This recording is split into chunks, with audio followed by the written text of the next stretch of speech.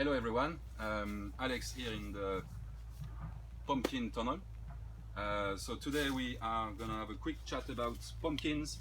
So this variety is called Victor, but it's Uchiki Kuri. So that's the size they'll be growing at. They won't be growing bigger than those.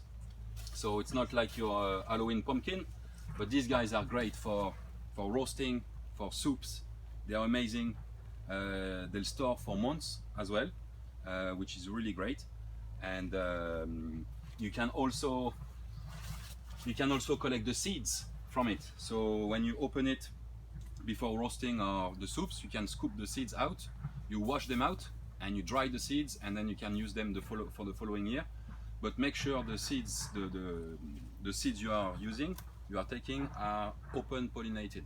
So that means no hybrids. And that's about it.